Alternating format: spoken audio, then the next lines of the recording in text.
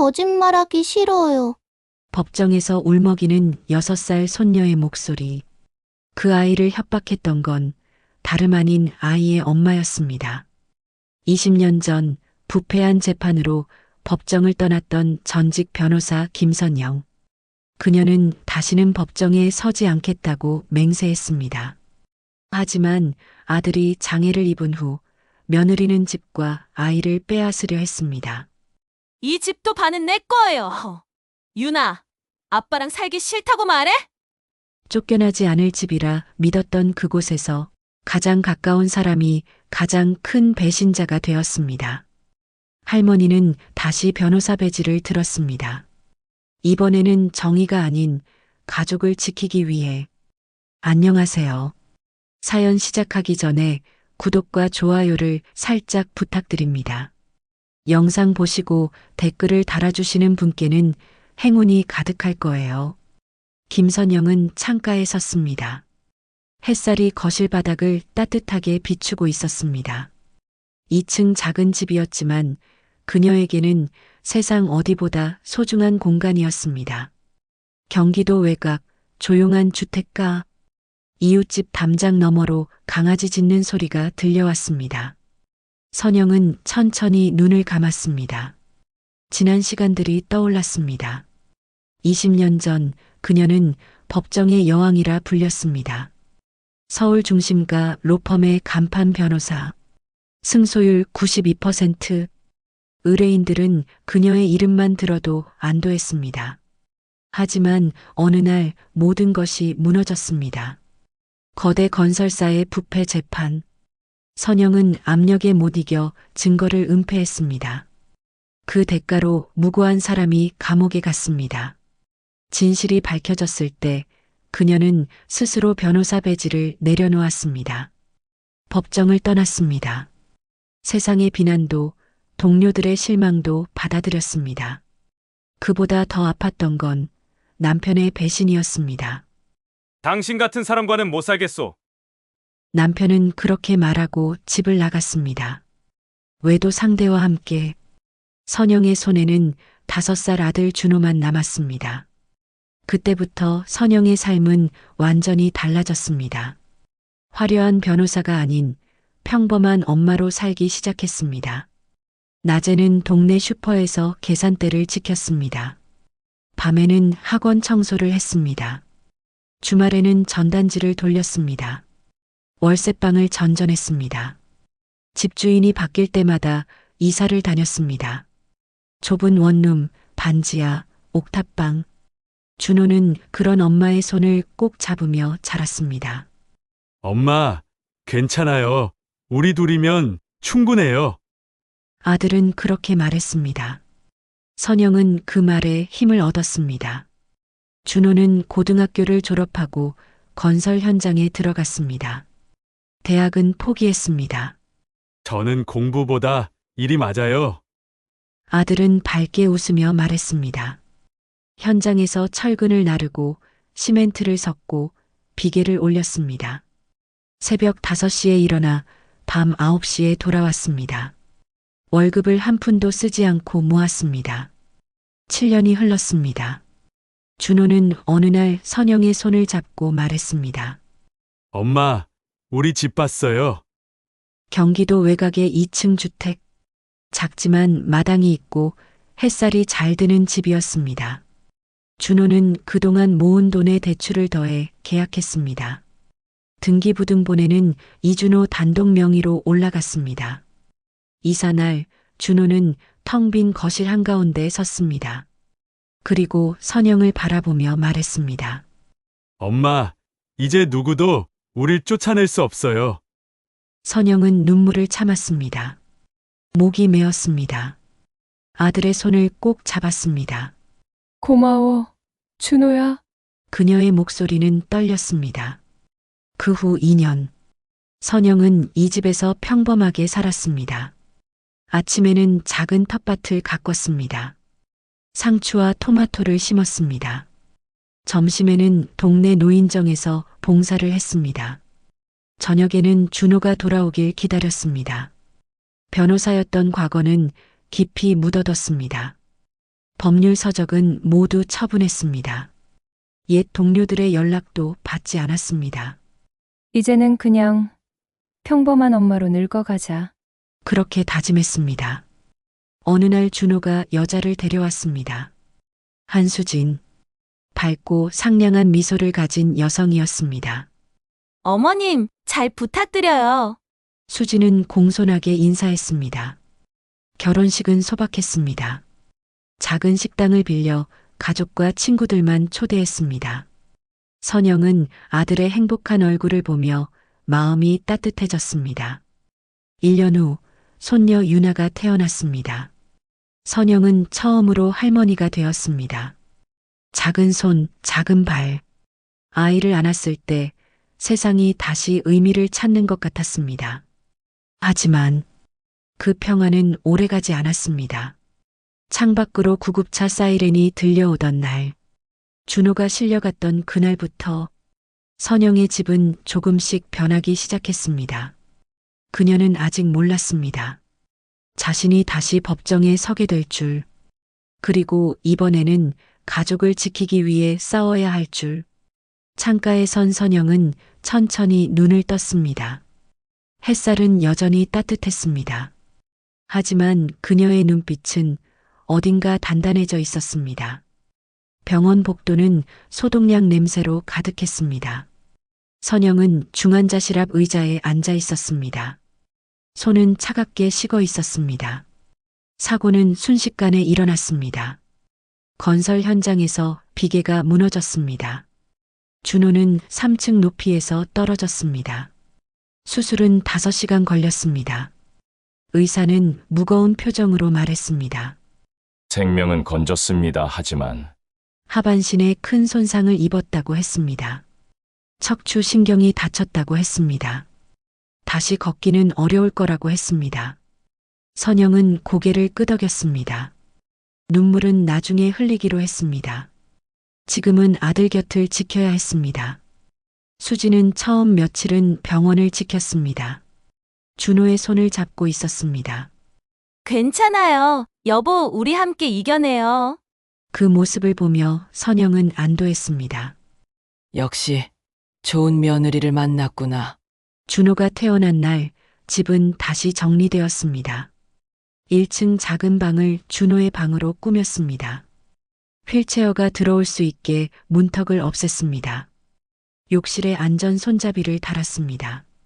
처음 한 달은 괜찮았습니다. 수지는 준호를 씻기고 밥을 먹였습니다. 재활 운동도 함께 했습니다. 하지만 2달째부터 달라지기 시작했습니다. 어느 날 저녁 선영은 부엌에서 설거지를 하고 있었습니다. 거실에서 수진의 목소리가 들렸습니다. 또요? 방금 화장실 갔다 왔잖아요. 목소리에 짜증이 섞여 있었습니다. 미안해. 준호의 목소리는 작았습니다. 선영은 수건을 쥔 손을 멈췄습니다. 귀를 기울였습니다. 알았어요. 잠깐만요. 수진의 한숨 소리가 크게 들렸습니다. 선영은 부엌을 나섰습니다. 내가 할게. 수진은 고개를 돌렸습니다. 아, 어머님 괜찮아요. 하지만 얼굴에는 안도의 기색이 역력했습니다. 그날 이후 수진의 표정에서 미소가 사라졌습니다. 아침 식사 자리. 수진은 밥을 툭툭 던지듯 상에 올렸습니다. 드세요. 준호는 고개를 숙였습니다. 수저를 들었지만 손이 떨렸습니다. 국그릇이 기울었습니다. 국물이 상에 쏟아졌습니다. 수진이 한숨을 쉬었습니다. 조심 좀 하세요. 일어나서 행주를 가져왔습니다. 닦는 손길이 거칠었습니다. 선영은 그 모습을 지켜봤습니다. 말을 꺼내려다 참았습니다. 준호가 더 위축될까봐 수진의 외출이 잦아졌습니다. 친구 만나고 올게요. 동네 카페에서 좀 쉬다 올게요. 마트 다녀올게요. 마트는 1시간이면 충분했습니다. 하지만 수지는 3시간, 4시간씩 집을 비웠습니다. 준호는 혼자 거실 소파에 앉아 있었습니다. 휠체어 옆에 목발이 세워져 있었습니다. TV를 보는 둥 마는 둥 선영은 옆에 앉았습니다. 준호야, 괜찮니? 응. 엄마 괜찮아. 준호는 웃으려 했습니다. 하지만 눈가가 축 처져 있었습니다.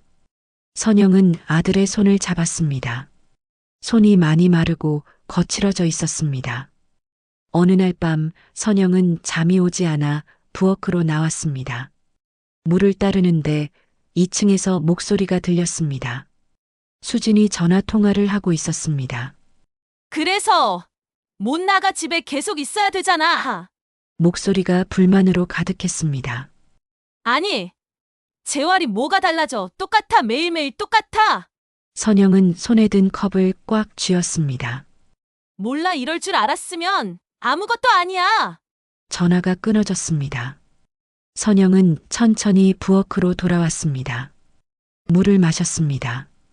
목이 메었습니다. 3개월째 수지는 식탁에서 이상한 말을 꺼냈습니다. 어머님, 이 집 명의가 준호 오빠 이름으로만 되어 있죠? 선영은 수저를 놓았습니다. 응. 그렇지. 근데 저도 며느리잖아요. 혼인 중에 같이 산 집인데 제 지분도 있는 거 아닌가요? 준호가 고개를 들었습니다. 수진아, 그게 무슨... 아니, 그냥 궁금해서요. 요즘 다들 그렇게 한다던데. 선영은 수진을 바라봤습니다. 수진은 담담한 얼굴로 밥을 먹고 있었습니다. 선영은 대답하지 않았습니다. 가슴 한편이 서늘해졌습니다. 며칠 후 선영은 준호 방 앞을 지나가다 멈췄습니다. 안에서 수진의 목소리가 들렸습니다. 오빠, 재활치료 계속해봤자 나아질 것 같아요. 차갑고 직설적인 목소리였습니다. 나도 모르겠어. 하지만 해야지. 포기할 순 없잖아. 준호의 목소리는 힘이 없었습니다. 전 솔직히 지쳤어요. 이렇게 사는 거. 미안해. 미안하다고 달라지는 거 있어요? 전 제 인생도 살고 싶어요. 문이 열렸습니다. 수진이 나왔습니다.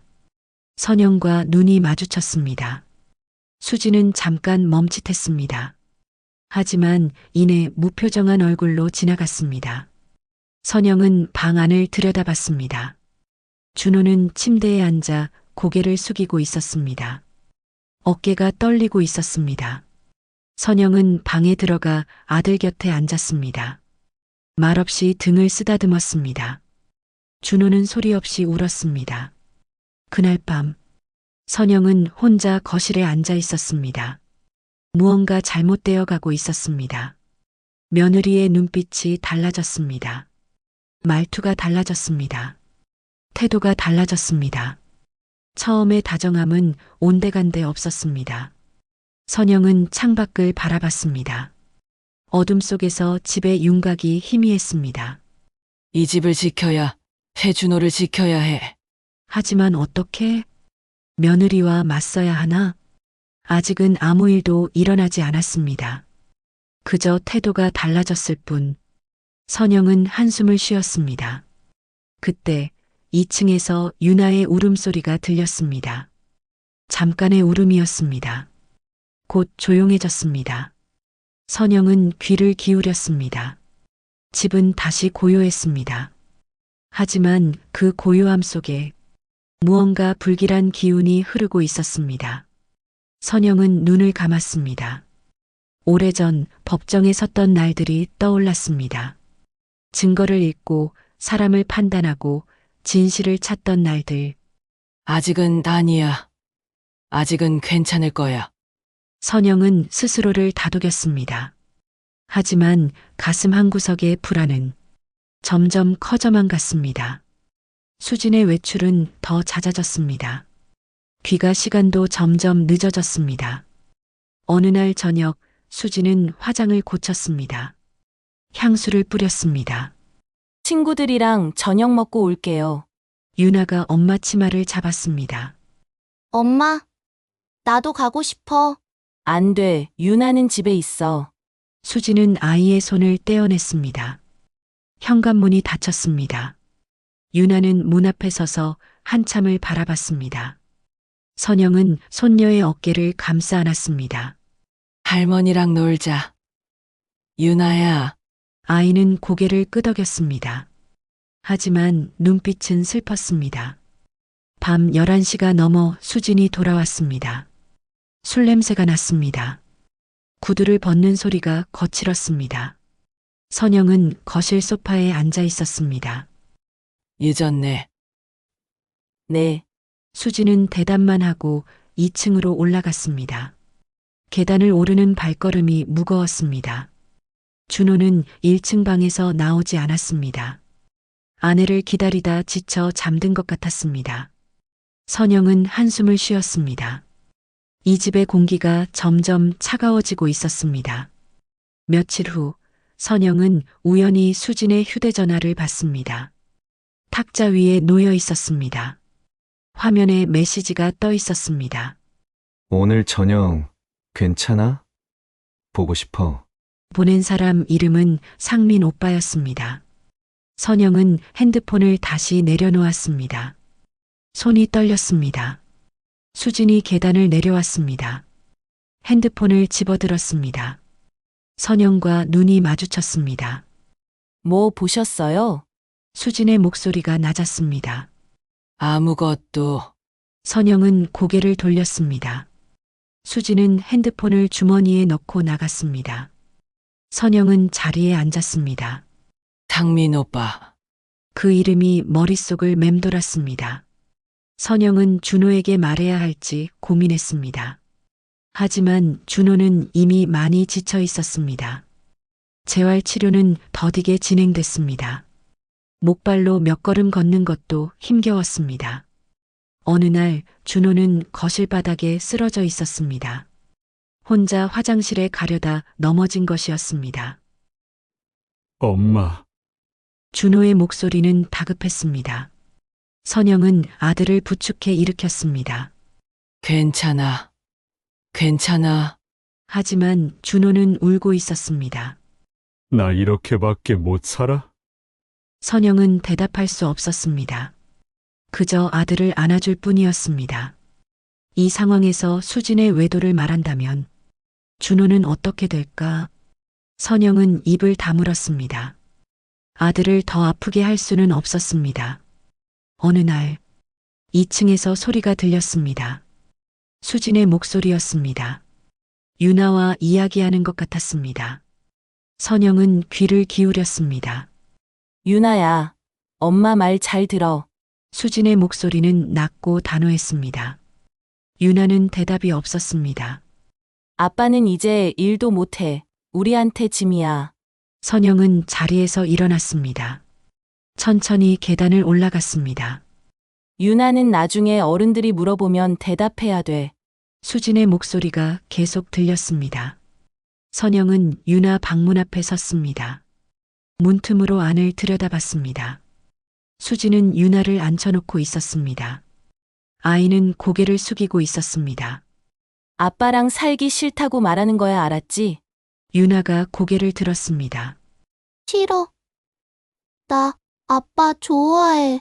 좋아해도 그렇게 말해야 돼. 수진의 목소리가 더 차갑게 변했습니다. 엄마. 싫어요.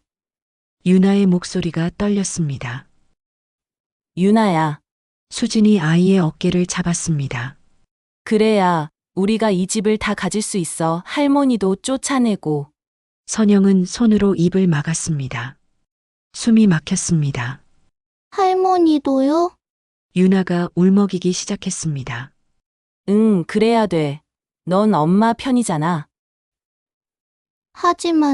하지만은 없어. 엄마 말 안 들으면 유나 혼자 할머니네 보낼 거야. 유나가 울기 시작했습니다. 작은 어깨가 흔들렸습니다. 선영은 더 이상 참을 수 없었습니다. 문을 열었습니다. 수진아. 수진이 놀라 돌아봤습니다. 순간 당황한 표정을 지었습니다. 하지만 이내 무표정해졌습니다. 어머님 언제부터 계셨어요? 지금 유나한테 뭐라고 한 거야? 아이 교육이에요. 어머님이 신경 쓸 일 아니에요. 선영은 유나에게 다가갔습니다. 아이를 안아 올렸습니다. 유나는 할머니 품에 안겨 울었습니다. 교육이라고? 선영의 목소리가 낮게 깔렸습니다. 저한테도 권리가 있어요. 이 집, 준호 오빠 명의지만 혼인중 재산이잖아요. 준호가 혼자 모은 돈으로 산 집이야. 결혼 전에. 그래도 같이 살았잖아요. 법적으로 제 몫도 있을 거예요. 수지는 팔짱을 꼈습니다. 두렵거나 미안해하는 기색이 전혀 없었습니다. 아이한테 거짓말을 가르치는 게 권리야? 전 제 인생 살고 싶어요. 장애인 남편 뒷바라지 하면서 늙고 싶지 않아요. 선영은 숨을 깊이 들이마셨습니다. 나가 당장. 못 나가요. 여긴 제 집이기도 하니까. 두 사람은 서로를 마주봤습니다. 공기가 얼어붙었습니다. 유나는 할머니 품에서 계속 울고 있었습니다. 그날 밤 선영은 유나를 재웠습니다. 아이는 한참을 울다가 잠들었습니다. 작은 손이 할머니 옷을 꼭 쥐고 있었습니다. 선영은 유나의 머리를 쓰다듬었습니다. 이 아이를 지켜야 해. 준호를 지켜야 해. 이 집을 지켜야 해. 하지만 어떻게? 수진의 말이 맞았습니다. 법적으로 따지면 재산 분할을 요구할 수 있었습니다. 이혼 소송이 시작되면 양육권 다툼도 벌어질 것입니다. 선영은 자리에서 일어났습니다. 서재로 갔습니다. 오래전 처분했다고 생각한 물건 하나가 남아 있었습니다. 오래된 서랍장 깊숙한 곳. 선영은 서랍을 열었습니다. 먼지가 쌓인 명함 한 장이 있었습니다. 장태수 태수 법률조사 소장. 20년 전 함께 일했던 조사관이었습니다. 선영이 법정을 떠날 때 마지막으로 인사했던 사람. 선영 변호사, 언제든 필요하면 연락하세요. 그가 건넨 명함이었습니다. 선영은 명함을 꺼냈습니다. 손가락으로 먼지를 닦았습니다. 20년 만이었습니다. 다시 법을 마주해야 하는 순간이 선영은 명함을 꼭 쥐었습니다. 이번에는 물러서지 않아. 이번에는 내가 지킬 사람들을 위해. 창밖은 깊은 밤이었습니다. 하지만 선영의 눈빛은 어느 때보다 또렷했습니다. 다음 날 아침, 선영은 집을 나섰습니다. 손에는 오래된 명함이 들려 있었습니다. 싸움이 시작되는 순간이었습니다. 선영은 오랜만에 지하철을 탔습니다. 서울 중심가로 향하는 길이었습니다. 손에는 장태수의 명함이 들려 있었습니다. 20년 만에 다시 밟는 이 거리.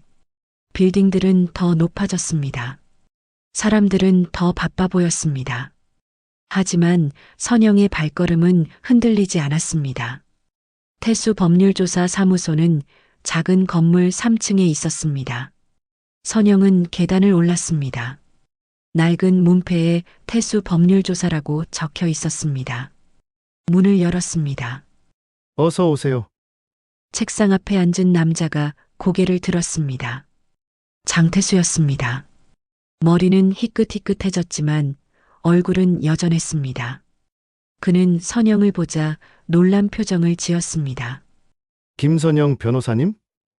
오랜만이에요. 태수 씨. 태수는 자리에서 일어났습니다.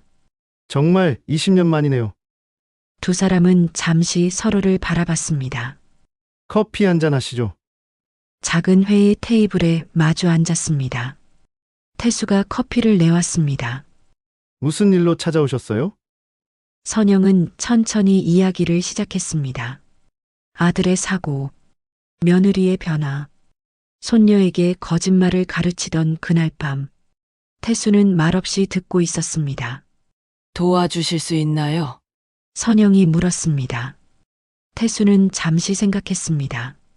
그리고 고개를 끄덕였습니다. 물론입니다.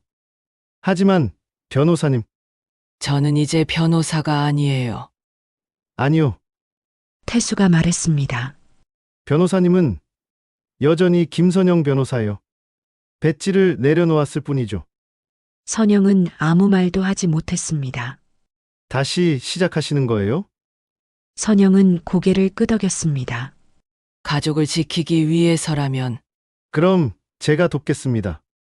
태수는 조사를 시작했습니다. 먼저 수진의 행적을 추적했습니다. SNS, 카드 사용 내역, 전화 기록. 일주일 후 태수는 선영에게 파일을 건넸습니다. 강남의 한 재개발 시행사 대표예요. 이름은 유상민.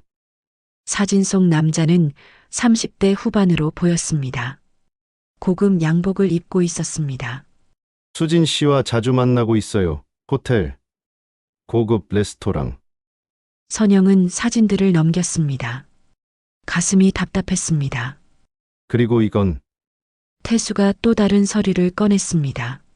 수진 씨가 최근 법률 상담을 받은 기록이에요. 재산 분할과 양육권 관련. 선영은 서류를 읽었습니다. 수지는 이미 준비하고 있었습니다. 빨리 움직여야 해요. 태수가 말했습니다. 그날 밤 집으로 돌아온 선영은 준호를 찾았습니다. 준호는 1층 방에서 재활 운동을 하고 있었습니다. 땀이 흥건했습니다. 준호야, 응, 엄마. 선영은 아들 곁에 앉았습니다. 엄마가 할 말이 있어. 준호는 수건으로 얼굴을 닦으며 고개를 들었습니다. 수진이 다른 남자를 만나고 있어. 준호의 손이 멈췄습니다. 그리고 이 집을 가져가려고 준비 중이야. 유나도. 준호는 아무 말도 하지 않았습니다. 고개를 숙였습니다. 알고 있었어. 준호의 목소리는 작았습니다. 선영은 놀랐습니다. 알고 있었다고? 느낌으로. 수진이가 나한테 차가워진 지 오래됐어. 늦게 들어오고 전화 받을 때 방으로 들어가고. 그런데 왜? 말하면 뭐가 달라져? 준호가 웃었습니다. 쓸쓸한 웃음이었습니다. 나는 이미 망가진 사람이잖아. 수진이가 떠나고 싶어 하는 거 당연하지. 준호야, 선영은 아들의 손을 잡았습니다. 넌 망가지지 않았어. 다쳤을 뿐이야. 다친 것도 망가진 거랑 똑같아. 아니야. 선영의 목소리가 단호해졌습니다. 넌 여전히 유나의 아빠야. 이 집의 주인이야. 그걸 아무도 빼앗을 수 없어. 준호는 고개를 들었습니다. 눈가가 붉어졌습니다. 엄마가 지켜줄게. 너도, 유나도, 이 집도. 어떻게? 엄마는 변호사였잖아. 준호는 놀란 표정을 지었습니다. 엄마, 설마. 응. 다시 법정에 설 거야. 며칠 후 수진에게 서류가 도착했습니다.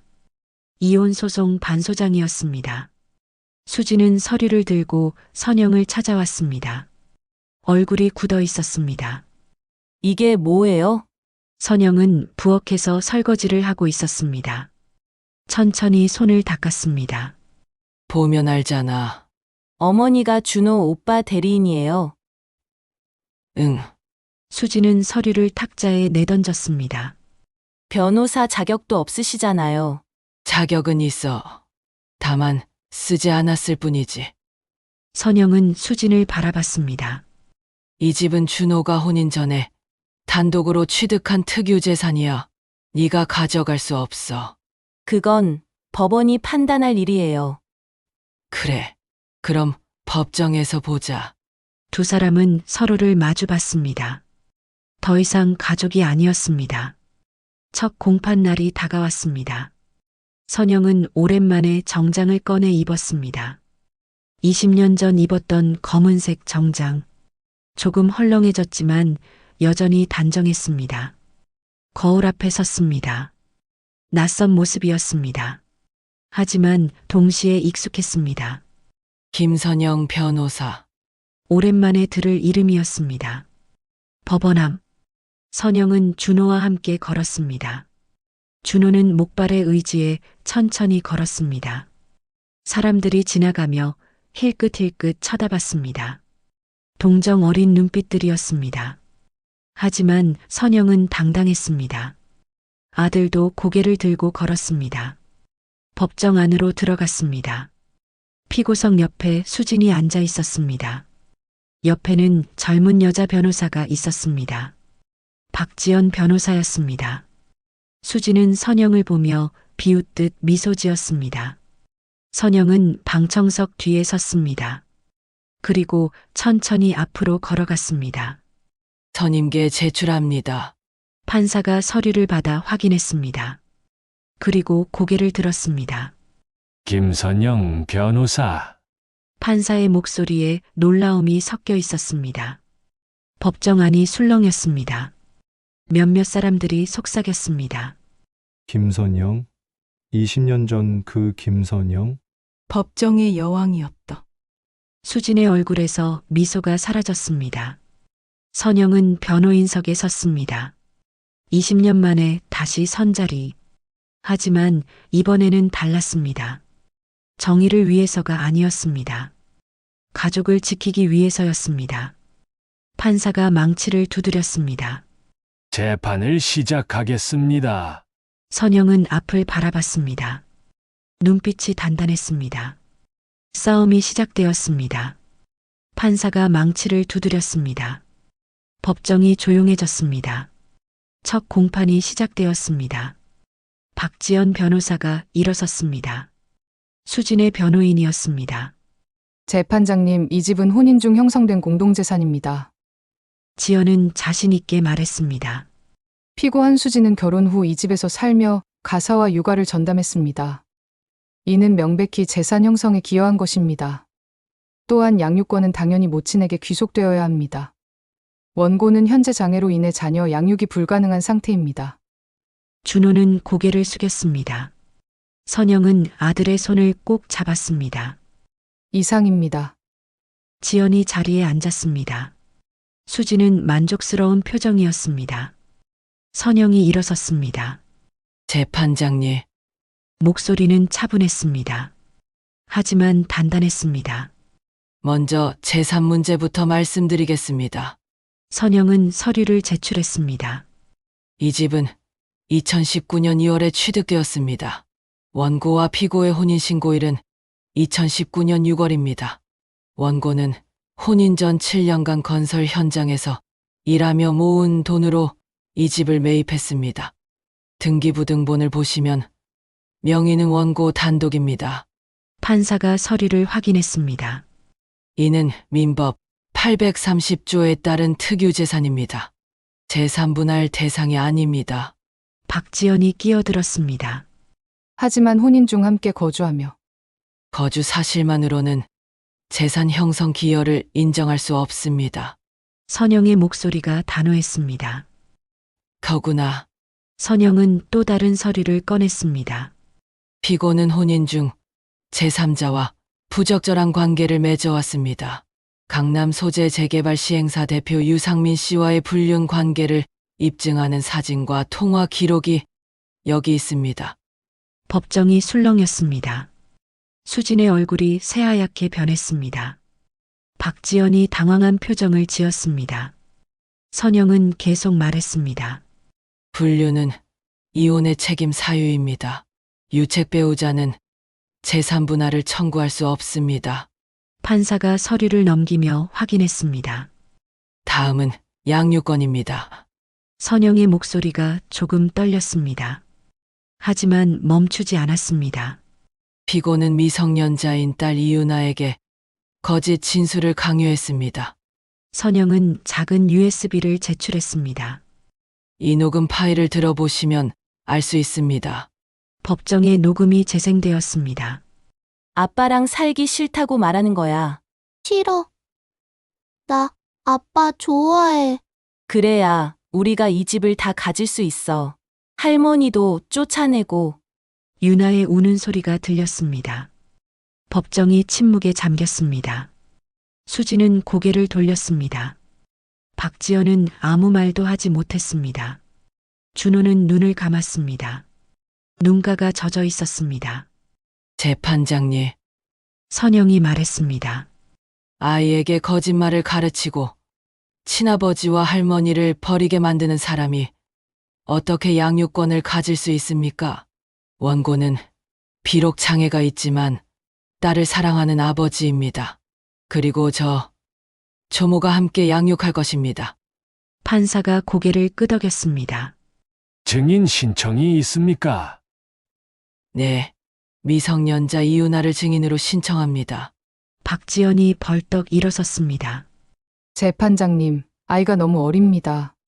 하지만 당사자입니다. 판사가 결정했습니다. 증인을 출석시키십시오. 윤아가 증인석에 올랐습니다. 작은 의자에 앉은 아이는 더 작아 보였습니다. 판사가 부드럽게 물었습니다. 윤아야, 무서워하지 마. 네가 생각하는 대로 말하면 돼. 윤아는 고개를 끄덕였습니다. 선영이 다가갔습니다. 윤아야, 할머니가 물어볼게. 응, 윤아는 누구랑 살고 싶어?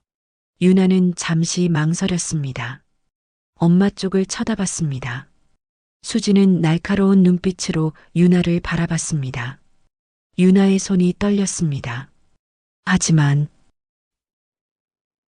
나 아빠랑 할머니랑 살고 싶어요. 윤아의 목소리는 작았지만 분명했습니다. 법정이 조용해졌습니다. 엄마가 거짓말하라고 했어요. 아빠 싫다고 말하라고. 하지만 난 아빠 좋아해요. 윤아가 울기 시작했습니다. 아빠가 다쳐서 슬퍼요. 하지만 아빠는 여전히 내 아빠예요.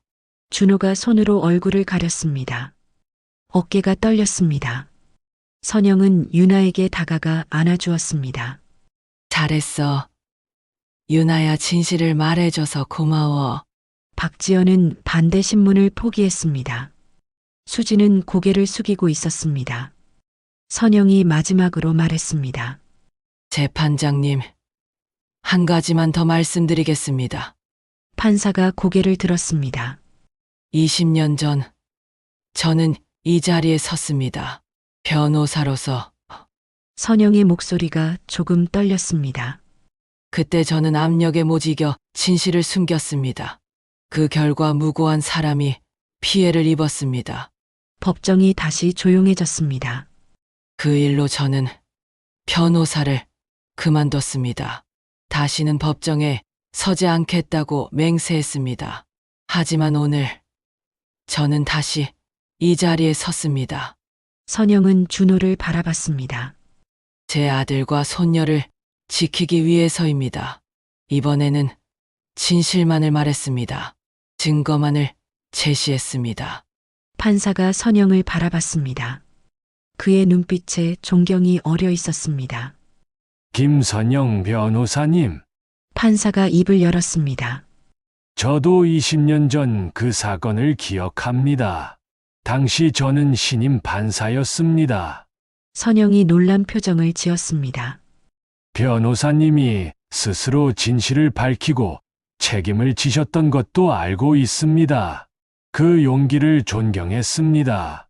오늘 다시 이 법정에 서신 모습에서 진정한 법률가의 모습을 봅니다. 판사가 망치를 들었습니다. 판결은 2주 후에 선고하겠습니다. 2주 후 판결문이 낭독되었습니다. 원고 이준호의 청구를 인용한다. 이 사건 부동산은 원고의 특유재산으로 피고의 재산 분할 청구를 기각한다. 친권자 및 양육권자는 원고로 지정하되 조모 김선영과 공동 양육한다. 피고의 양육권 청구는 기각한다. 망치 소리가 울렸습니다. 법정 밖 준호는 목발을 짚고 섰습니다. 선영이 옆에 있었습니다. 윤아가 할머니 손을 잡고 있었습니다. 이겼어요, 엄마. 준호의 목소리가 떨렸습니다. 응, 우리가 이겼어. 선영은 아들과 손녀를 안았습니다. 세 사람은 한참을 그렇게 서 있었습니다. 집으로 돌아왔습니다. 문을 열자 익숙한 냄새가 났습니다. 햇살이 거실을 비추고 있었습니다. 우리 집이다. 유나가 말했습니다. 우리 집이야. 선영이 웃었습니다. 이제 누구도 우릴 쫓아낼 수 없어요. 준호가 말했습니다. 7년 전 이사 오던 날 했던 그 말. 선영은 고개를 끄덕였습니다. 그래, 이제 정말 우리 집이야. 그날 저녁, 세 사람은 작은 식탁에 둘러앉았습니다. 선영이 만든 된장찌개, 준호가 좋아하는 제육볶음, 유나가 좋아하는 계란말이. 할머니, 유나가 말했습니다. 응? 나 커서 할머니처럼 될 거야. 할머니처럼? 응, 정의로운 변호사. 선영은 잠시 멈칫했습니다. 그리고 웃었습니다. 그래, 할머니보다 더 멋진 변호사가 되렴. 할머니는 멋있어. 할머니는 우리를 지켜줬잖아. 준호가 엄마를 바라봤습니다.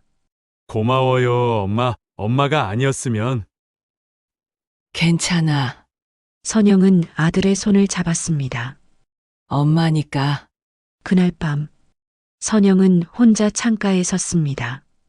달빛이 마당을 비추고 있었습니다. 텃밭의 상추가 바람에 흔들렸습니다. 20년 전 법정을 떠나던 날, 선영은 다시는 돌아가지 않을 거라고 생각했습니다. 하지만 인생은 예측할 수 없었습니다. 가족을 지키기 위해 그녀는 다시 변호사가 되었습니다.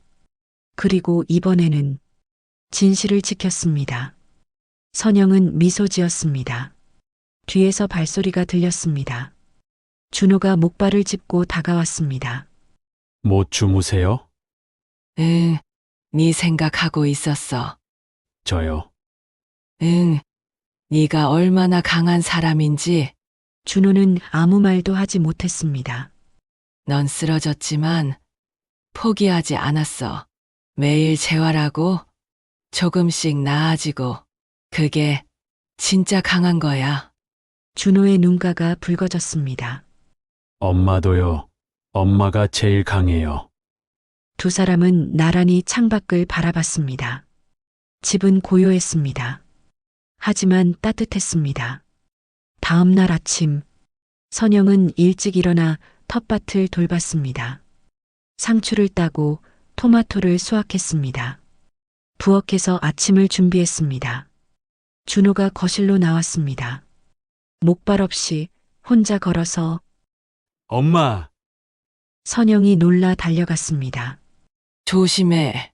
괜찮아요. 의사 선생님이 연습하래요. 준호는 천천히 하지만 확실하게 걸었습니다. 유나가 2층에서 뛰어내려왔습니다. 아빠가 걷는다. 세 사람은 함께 웃었습니다. 햇살이 거실을 가득 채웠습니다. 오래전 선영이 처음 이 집에 들어왔을 때처럼. 하지만 이제는 달랐습니다. 이 집은 지켜냈습니다. 가족도 지켜냈습니다. 그리고 무엇보다 진실을 지켰습니다. 선영은 창밖을 바라봤습니다. 새로운 아침이었습니다. 그리고 희망이 있었습니다.